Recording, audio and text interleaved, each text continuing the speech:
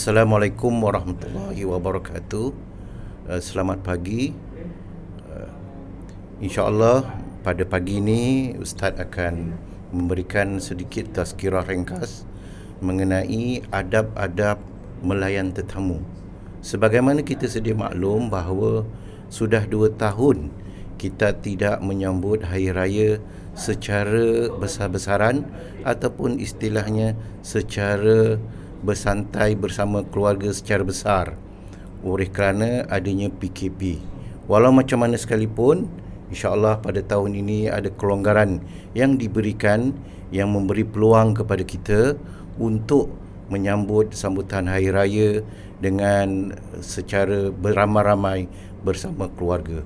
Walaupun demikian, kita perlu menjaga adab-adab, terutama sekali adab melayan tetamu. Adik-adik dan sahabat-sahabat sekalian, apakah yang dimaksudkan dengan tetamu? Tetamu adalah orang yang datang ke rumah kita secara dijemput ataupun tidak.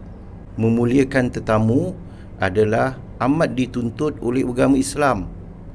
Islam amat menitik beratkan supaya memuliakan seseorang sama ada yang datang itu tetamu ataupun bukan. Layanlah tetamu dengan secara baik, tidak mengira usia, bangsa ataupun agama. Kita hidup dalam masyarakat majmuk di mana jiran kita, kadang-kadang sebelah kiri kita ada orang India, di sebelah kanan kita ada orang Cina. Malah kadang-kadang dalam kehidupan kita, terutama sekali di kampung, apatah lagi di bandar, di mana jiran-jiran kita ada yang bukan beragama Islam. Dan apabila menyambut hari raya besar seperti hari raya Aidilfitri atau hari raya Aidiladha, tetamu yang datang ke rumah kita pastinya bukan hanya orang Melayu saja atau orang Islam saja, malah orang-orang yang bukan daripada beragama Islam, tetapi mereka adalah jiran-jiran kita, sahabat-sahabat kita, kawan sekerja kita. Nabi SAW telah bersabda yang berbunyi, wa man kana yu'minu billahi wal yaumil akhir falyukrim dhaifahu. Dan barang siapa yang beriman kepada Allah dan hari akhirat, hendaklah memuliakan tetamunya. Di sini Allah gandingkan 2 rukun iman yang utama, iaitu kepercayaan kepada Allah dan percaya kepada hari kiamat. Siapa yang percaya pada Allah dan percaya pada hari kiamat, maka hendaklah ia memuliakan tetamunya. Jadi apabila perkataan tetamu ini tak ada dispesifikkan pun, tak ada dikhususkan pun sama ada tetamu tersebut orang Islam atau bukan Islam. Tetapi di sini dimaksudkan bahawa sesiapa yang datang ke rumah kita, sama ada dijemput ataupun tidak, orang bukan Islam ataupun orang Islam, itulah tetamu. Adab melayan tetamu. Apabila kita bercakap pada pagi ini adalah untuk mengingatkan semua, terutama sekali adik-adik, terutama sekali anak murid Ustaz, bahawa kita dah 2 tahun tidak merayakan Hari Raya secara besar-besaran. Bukan bermakna kita lupa dengan adab-adab melayan tetamu, tetapi bagaimana kita dapat refresh atau segarkan kembali adab-adab supaya kita saling ingat mengingati, supaya perkara-perkara yang menjadi asas kepada melayan tetamu tidak kita lupakan.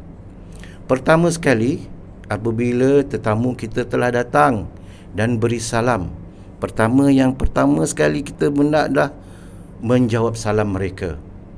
Kemudian yang kedua adalah hendaklah membuka pintu.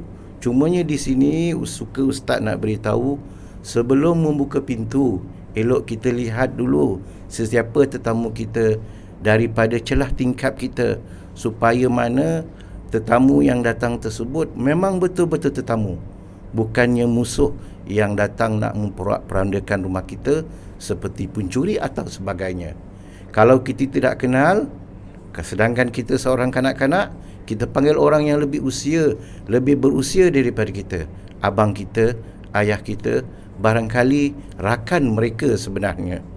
Perkara ketiga yang ada yang perlu ingat tentang melayan tetamu ini, setelah pintu dibuka, bersalaman dengan mereka, dengan mendatangkan senyuman pada mulut kita. Mudah saja senyum. Kalau misalnya tak mampu nak senyum, sebutlah nanti tersengihlah seolah-olah senyum. Kemudian hendaklah bermanis muka, jangan masam muka. Kemudian yang kelima, hendaklah kita ketika bersalaman tersebut, kita bertanya khabar. Apa khabar makcik? Kalau ianya lebih usia daripada kita, kakak ke, abang ke, tanya khabar mereka. Kemudian jemput mereka masuk ke dalam rumah. Setelah duduk bersama-sama di dalam rumah, ada 5 adab yang perlu kita jaga, iaitu kita hendaklah menyediakan jamuan yang termampu. Kalau musim raya ni, kita sediakan kuih raya. Kalau kebetulan mak ayah kita atau ibu bapa kita sediakan makanan khusus, mi goreng ke, mi hon goreng ke, mi bandung ke, jamu mereka makan. Ataupun kebetulan ketika itu musim durian. Kalau di Jelebu ni, kadang mewah dengan buah-buahan. Ada durian, ada rambutan, ada duku, ada dokong ke apa, jamu mereka dengan buah-buahan. Jadi dalam kadar yang termampu, jamu mereka. Kemudian pula ketika kita menyediakan makanan, jangan bermegah-megah ataupun riak. Supaya mana tetamu tidak merasa kekok. Ketika makan, kita sekali makan. Kita sekali sama-sama makan, biar tetamu tidak merasa janggal untuk makan bersama-sama. Kemudian kita datangkan dalam diri kita, iaitu ikhlas melayan tetamu. Kalau kita ikhlas melayan tetamu, kita akan sentiasa tersenyum, kita akan sentiasa bermanis muka. Kemudian yang keempat, kita beri keselesaan kepada tamu. Kalau kita lihat tetamu rasa macam tidak selesa, kita tanyakan, mungkin ada benda yang boleh bantu. Rupanya mereka rasa panas, kita boleh hidupkan kipas angin. Rupa-rupanya tetamu nak berasa pergi ke tandas, kita dorong dia, tunjukkan dia untuk pergi ke tandas. Timbulkan rasa keselesaan kepada tetamu. Ini adalah adab-adab ketika mana menyambut tetamu. Dan yang kedua tadi adalah melayan tetamu. Dan ada satu lagi peringkat, iaitu peringkat di mana ketika tetamu nak pulang. Apabila tetamu nak pulang, kita perlu bersalaman dengan tetamu. Nyatakan pada dia, sila datang lagi, jangan segan-segan untuk datang semula. Apatah lagi kalau yang datang yang sebagai tetamu kita itu ada hubungan rapat dengan kita.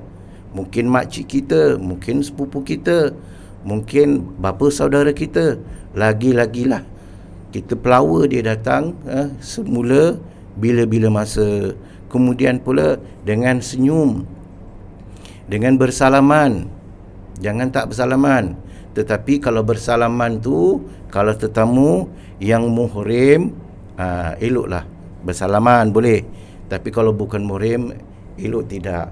Dan dalam perkara ni, dalam PKP ni tak semestinya bersalaman dengan tangan. Barangkali kita tanda hormat, kita letak tangan dekat dada kita, tanda hormat. Kemudian yang terakhir adalah kita mengiringi tetamu kita tersebut sampai ke pintu ataupun sampai ke kenderaan.